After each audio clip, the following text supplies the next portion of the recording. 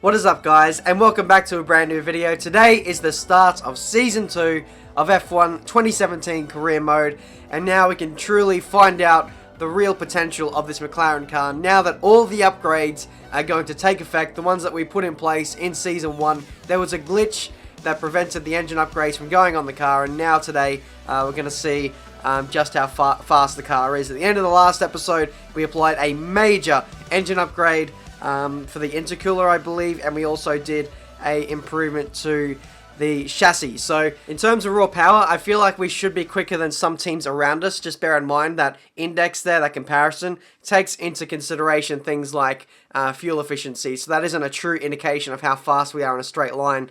In terms of the chassis though, it looks like we're the third or fourth fastest car on the grid. So apart from the top three teams, McLaren is the best of the rest. So when we come to low-speed tracks like Monaco and Singapore, we're going to be bang on the pace because our chassis really is that good. So that's all the upgrades. That's everything all up to speed now. We're going to go to track now for practice 1 for the Australian Grand Prix and see just what this McLaren can do. We're about to join the action in what is sure to be an interesting practice session here in Melbourne. It's not long until we get the session underway and we'll have some cars appearing out on the track. Apologies about my voice as well, by the way. I've tried to wait as long as I can for it to get better, but it just doesn't seem to be improving at the moment. So I've kept you guys waiting long enough in terms of this career mode. I wanted to get started because I know that Season 2 is just going to be that much better. So we're heading out for practice 1 now. I also took the extra effort to just get accustomed to the car again.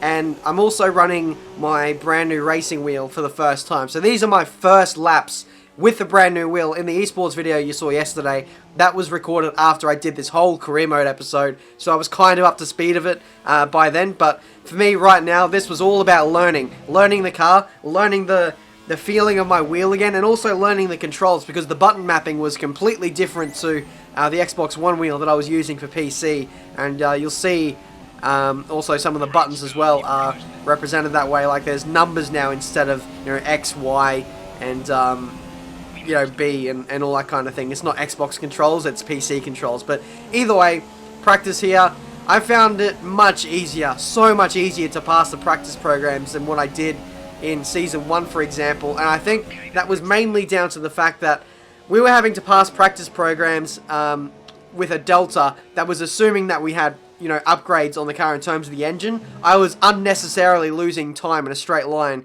because the delta was expecting me to have all these upgrades on the car when in theory I actually didn't. And so now I have this boosted straight line speed and it's actually balanced again. I can actually drive how the game is supposed to be driven, and I can actually look after the tyres on a tyre wear test. I can, you know, comfortably look after the fuel a lot better, and it just made things a lot less stress-free for me. It made it so much easier, and I was able to fly through these practice programs so much easier, whereas in Season 1, in order to pass half of these practice programs, I had to run in rich, and that was really deteriorating my engine, the MGUK as well. And so this season, I feel like we'll probably be better prepared in order to do well, to get resource points, and also to look after our engine as well. So as a whole, Season 2 is going to be so much better, and now we're doing the qualifying pace test, and this is going to be a true indication as to whether we are fast in Season 2. This is our first lap in anger in this new McLaren, and so far we're looking pretty good. 3/10 up as we head through the first sector.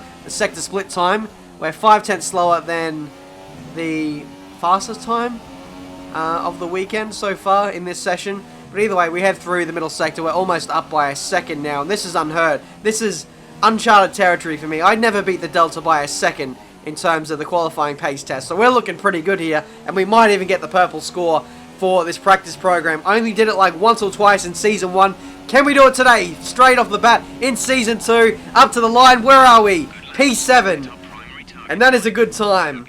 That is really, really good. That just reaffirms to me that this McLaren has come on a long way with all the upgrades that have been applied. We're only a second and a half away from Lewis Hamilton's best time. Yes, he was on the super soft tyres, but we're in the game here for Season 2. I feel like we might be really in the mix with the midfield runners and possibly the top of the midfield, like with Force India, for example. So things are looking good, and this is only the start. of Season 2. We're going to continue our development, continue to be aggressive, and go straight up for engine performance, chassis, and soon we'll start on the downforce as well, because that's something we haven't even touched yet. So that's the end of practice 1. Pace looks pretty promising. We're going to go off to qualifying now for the Australian Grand Prix, and hopefully this time we can make it out of Q1. Alonso wasn't that good. I don't think he showed his hand entirely, but that's it for practice. Time for quali. Welcome to Melbourne, where qualifying for the Australian Grand Prix should be getting underway shortly. Alright then, so here we are for qualifying for the Australian Grand Prix. As always, I want to start the season off well, and hopefully that can mean possibly a qualifying 3 appearance. Bear in mind, we haven't got out of Q1 all of the first season, but today that is at least going to be the minimum that we're expecting from today's session. So here we go with the first lap. Q1 is underway, and I decided to up the front and rear wing a little bit just to make us a little bit more competitive over the course of one lap. I was struggling ever so slightly with understeer through the high-speed sections of the circuit, and hopefully with fresh tyres, a little bit more downforce, we can be a little bit more threatening through the corners. Now with this increased engine power, we can afford to go for a more balanced setup and go for what really plays to our strengths now that the downforce is a little bit less proficient versus the other teams. We're going to have to bump up some more wing in order to be more competitive. But across the line, we go P5 at the moment, ahead of Kevin Magnussen in the Haas, which is proven to be a fairly quick car, a bit of a dark horse in this career mode series so far. And as we complete our first run, 10 minutes to go, we still sit in P6. So things are looking pretty good. We're about 5 tenths ahead of our teammate Fernando Alonso. Daniel Ricciardo with a corner cutting penalty, which is quite interesting. We fast forward time as well, because I felt pretty comfortable, and I thought we might be able to make it through this session without having to do another run. And it looks like we might be able to do that. In the end, it was 11th place in qualifying 1. So the first time we make it out of Q1, all career mode, and it looked very convincing as well. Just the 1 lap was needed in the end, and unfortunately Fernando Alonso didn't make it. He set his banker time at the start of the session, and from there he never improved, which was a little bit weird, a little bit alarming to me. Like, I feel like he could have done better than that, which is yeah, a little bit weird, because I definitely showed what the car was capable of, and for once Fernando didn't get a good qualifying session in either, so I felt that was quite weird. Maybe we'll have to up the difficulty in the next episode. It's currently sitting on ultimate difficulty still, but it's at 105 out of the maximum 110 slider. But we put in our opening account again in Q2. Again, it's 6th place, 1.9 seconds away from the pace setter of Sebastian Vettel, and in the end that lap was good enough as well. So we're looking pretty comfortable, and for the first time we've made it to Q3.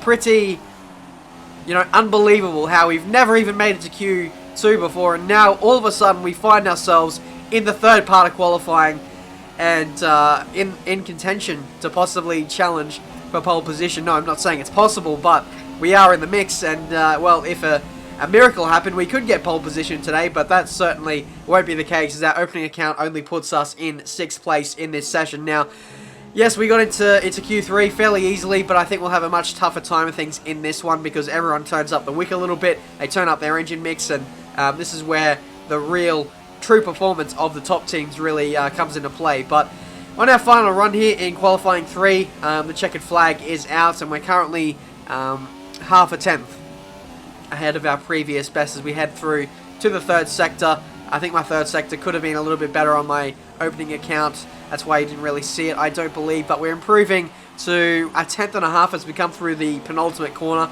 And now the final one, a lot of understeer through here, even with the increased aero. Open the DRS, max engine setting as we run up to the line. We're going to improve by 0.04 of a second, and unfortunately that is only 8th place, so not much of an improvement there, but it did get us ahead of Carlos Sainz there right at the death. So we'll be starting this Australian Grand Prix on the 4th row off the grid.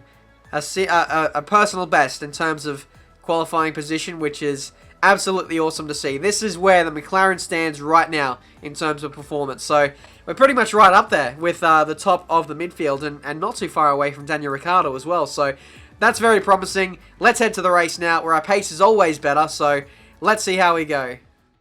from the moment qualifying's over, you start to feel the adrenaline in your body build up and the buzz in your stomach as you anticipate the run down into turn 1. It's all a bit like going into battle, and the unknown situation makes you nervous. Those pre-race nerves are a good thing. The day you don't have them means that you don't care anymore. And of course you have to make sure that all the procedures are second nature to you, so that they're not taking up too much of your capacity. Okay, I know it's your home Grand Prix, but treat it like any other race. Don't take unnecessary risks. That's a good point from Jeffrey there. One thing that comes from getting a good qualifying position is you don't need to take risks on the first lap, and that's certainly not going to be the case today. We're going to be actually taking it quite calmly and just seeing if we can consolidate the current grid position we have at the moment, which is still 8th place. No engine penalties, no grid penalties, of the like, being the first race of the season. It will be interesting though to see how development or reliability as well kind of progresses over the course of this season. You think that would be a big focus of the AI, and as the seasons go on, yes, it will be harder and harder to compete against the AI in terms of a reliability standpoint, so that's something we'll need to target later on in terms of our engines as well. But here we go, ready for the start of Season 2 of F1 2017 Career Mode. What can we make of this season? 5 red lights, and we're underway. Nice start, though, versus Daniel Ricciardo, though. He's a bit pinned there behind Felipe Massa. We're going to take to the inside and see if we can overtake the Red Bull driver. 3 wide into turn 1, just casually, as we try and leave some space for those two guys. Ricciardo is still there or thereabouts, and he drops in behind us. So it's a net gain of 1 place so far. I'll take it. I wasn't going to be too ambitious on this start. I was just, like I said, going to be consolidating the position that I had at the moment. We've got Sebastian Vettel up ahead, getting a bit sideways up against his teammate, or another driver up ahead at the head of the queue. But either way, they are squabbling quite hard, and it looks like they've left a bit of a gap to the cars ahead. It might be Verstappen he was squabbling up against, but either way, we'll see if we can make some positions if we can. Next up is Romain Grosjean in the Haas, which is a car that is not that far ahead of us in terms of raw performance, but they always pull out the really good quality performances, and in the race as well, they come away with some really decent points. That's why they're such a dark horse in this career mode series, because they're so good in terms of performance, but their efficiency, like us, isn't really there. So we've got very similar, mentalities towards development. But either way, lap 2, we're still grinding away here on Grosjean, seeing if we can fly past him with the DRS. We chuck it into rich revs, and this is going to be our first indication as to how good we are in a straight line with our engine. Bear in mind, we do have 7.7 wings, which I would consider to be a high level of downforce. So, if we can, hold ground here with this level of downforce, I feel like our engine performance is really good. But we slide out the inside of one of the Williams there. That is us up into 6th place, I believe it is. And he also gets hassled by Daniel Ricciardo as well. So now that we've got the Williams out of the way, who was the cork in the bottle, so to speak, we can now focus on Grosjean, and that might possibly be the maximum we can get of this race. The guys in front of Grosjean, though, seem to be,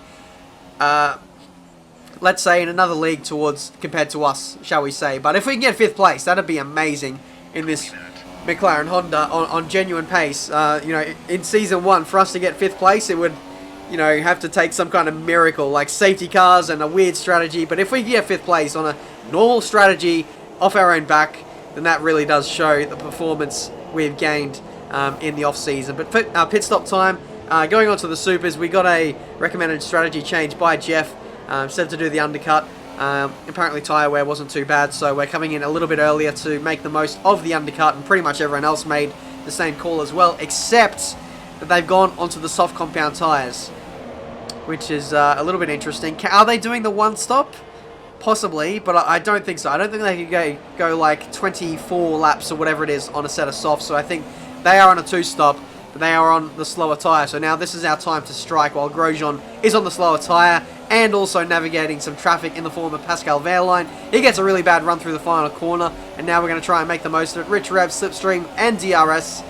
Let's see if we can get him up the inside heading into turn number 1. We need to get him now, otherwise Grosjean will get up the road. I've had to cut the corner as well in order to not smash into the side of Grosjean. So I gained a legal advantage there by overtaking Grosjean. I let him go back through. I didn't overtake him, and now the race for 14th place, as it is, has been reset, and we're going to continue on from here. So we might dive it up the inside here into turn number 7, I believe it is. I'm not entirely sure.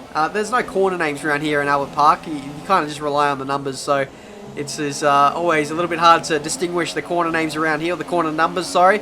But either way, we're into 14th place. I think we're going to be effective P5 once things all shuffle out with the pit stops, but getting held up behind Grosjean, not Grosjean.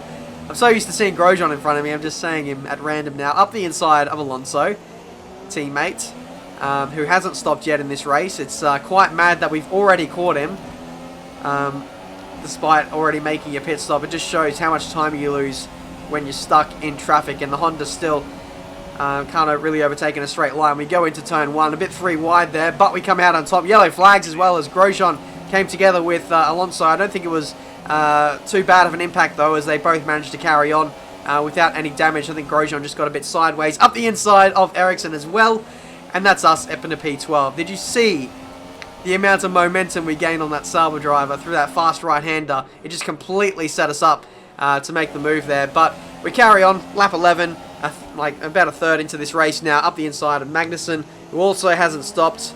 And this should be pretty easy as well. He's on the soft compound tyres, and he has been on them for a while, so he isn't too much of a challenge. And we bang him around the outside and into 11th place. Next up is Lewis Hamilton, who is, of course, one of the race leaders. We won't be seeing him over the course of this Grand Prix. So, yeah, now that we've got this clean air, we're basically just going to try and break away from the pack behind, who are, you know, either on one-stops or the people who we were battling like at the start of the race, like Grosjean.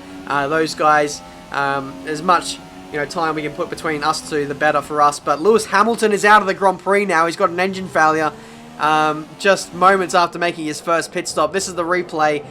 Engine failure, pulls off to the side, and he is out of the Grand Prix. That is huge. If he's potentially already lost an engine, that is really going to kill his, engines and that allocation that he has for the entire season. He might be taking some early grid penalties in this season, but either way, that's a massive hit for his championship as well. For us, though, we're diving into the pits on lap 17, and we're going to take these supers to the end of the race. Now, I'm not going to lie here. At this point, I'm starting to realise that maybe this two-stop strategy that we're on isn't entirely the best, because we're battling a lot of people who are doing one-stops who started outside the order. So there's a few people in the mix like Stroll, Kvyat, both the Toro Rossos, like I said, Palmer, all doing one-stops, and they were still a good few seconds up the road before I made my pit stop. So they've essentially got one more stop to make as well, and they've just rejoined about 5-6 seconds ahead of me, like you can see on the mini-map there. So our goal for the next 10 laps of this Australian Grand Prix is to chase them down with older tyres.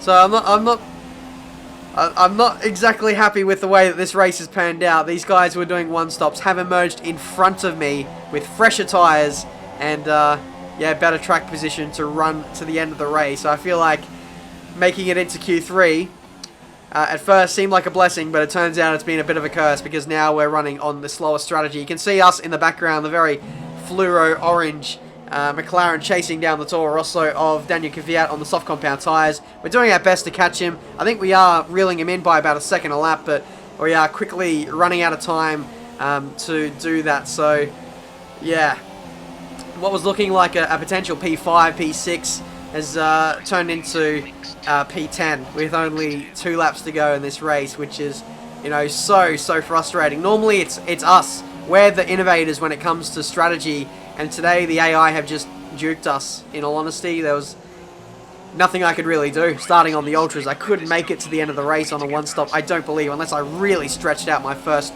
set of Ultras. But yeah, we've got 1 lap to go. Felipe Massa is out of the Grand Prix, and if we want more points in this race, we're going to have to overtake Danny Kvyat on this last lap here. So let's see what we can do. We're up in rich revs, in the slipstream, DRS as well, and to be honest, he's a little bit too far ahead to make a dive from this far back. So what we're going to have to do is just set up the pass for the 3rd sector, possibly. Valtteri Bottas has won the Grand Prix, who started from like P15 or something on the grid. He originally didn't set a time in Q2, and that one-stop strategy has led to his victory here today. So the one-stop OP has really come through today, and he's absolutely mugged all of us off. But last lap now, last few corners, we try and make a late lunge for Danny Kvyat, but we're just not close enough. We didn't have enough time to get the move done. Even though we were the faster car, we just were on the wrong strategy today, and that really cost us. Okay, pick up rubber and bring it home. And here are our podium drivers today after that excellent race. They've excelled here, as they so often do, and it's a well-deserved victory. Mercedes, then, are on top today. I should have realised the one-stop was faster. But, yeah, I listened to Jeff and did the undercut with the two-stop on the supers. And you can see everyone who was in front of us was all on the one-stops. Nico Hulkenberg, the lead of those guys. Valtteri Bottas beat all the front-running teams as well to get the victory, and he was on the one-stop. So it's quite clear to see that the one-stop was the way to go today. I just don't know if it would have been possible on the ultra-soft tyres that we started on, so we might have just been cursed right from the start simply by making it into Q3. But then there are other guys in the mix who are also started from outside the top 10 and did the one-stop, but they couldn't come through like the Salvas. They had absolutely no pace, which is, yeah, very interesting. Fernando Alonso retired. Mechanical problem, typical. So, yeah, Fernando's not had a great start to the season. It looks like he's lacking pace and possibly lacking an engine now heading forward for the rest of the race's constructors. We're sitting in 8th place, which is, you know, better than where we started last season. But in saying that, I really feel like we should have taken more points than that today. But I guess the only positive is we have a quick car, and I know we can, you know, progress further and further up the grid. We just need to scope out the strategy a bit better heading into a race weekend, because that is going to be the difference now when we're in the midfield. The battles are just going to be so tight. But that has been this episode for today, guys. Hopefully you enjoyed. Leave a like if you did. Subscribe to the channel if you're new to see plenty more F1 2017 videos. We have 952 resource points to play with as well, so we could spend a few of those doing some upgrades. I might even delve into some reliability upgrades, but you guys will have to let me know. I'm not entirely sure where to take this car in the future for, you know, upgrades. I'm thinking about engine, but there's only major upgrades to do there.